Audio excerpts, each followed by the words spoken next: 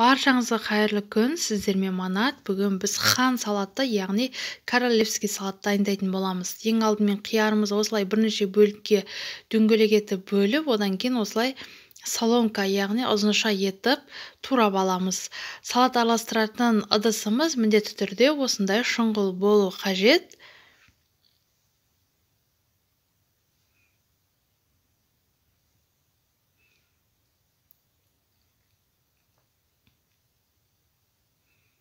Барлығын осылай турап аламыз. Екінші кезекте сырымызды ұзынша етіп бөліп алып, осылай кубиктап турап шығамыз.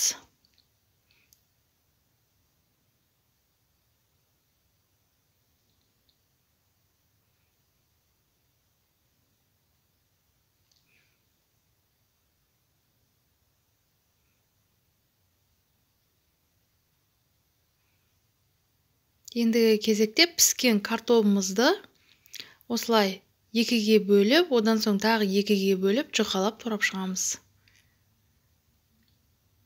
Өте керемет түс береді картопымыз, және дәмі де өте ерекше қылады.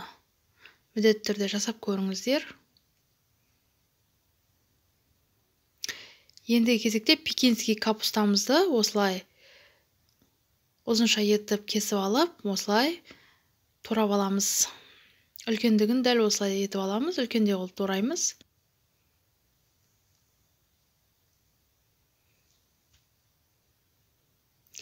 Және охотничный колбаса, осылай жіңішке колбаса турайтын боламын. Осылай жұқа етіп турап аламыз. Осылай дөңгелек болып шығып қажет. Немесе піскен ет қоссаңыздар да болады, окорашка, яғни тауық етін қоссаңыздар да болады. Ерекше шығады дәмі, және чечил сырын осылай жіңішке етіп түтіп аламыз.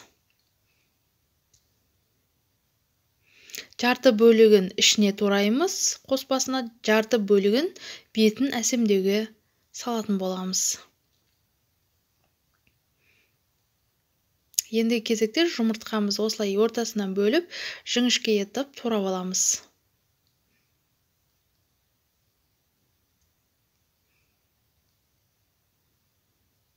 Және помидор, яғни қызанағымызды осылай 4-ке бөліп, немесе 6-ға бөліп қосатын боламыз.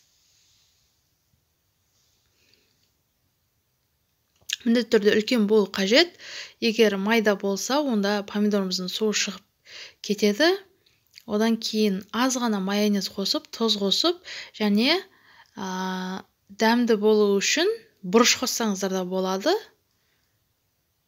Осылай салатымызды араластырып аламыз, жақсылап. Барлығы жақсы араласуы қажет. Енді ыдысымызға салып, чечил сырымызбен бетін әсемдейтін боламыз. Осылай молырақ қып салсаңыздар ортасына, көрінісі өте керемет болады. Нағыз мерекелік салат, міндетті түрде жасап көріңіздер. Қонақтарыңызға да ерекше. Көрінісі де ерекше, қараңыздар, өте дәмді салат. Міндетті түрде жасап көріңіздер. Менің каналыма тіркеліп, комментарий қалдыруды ұмытпаңыздар. Мен сіздермен түрлі рецепттермен бөлісетін боламын.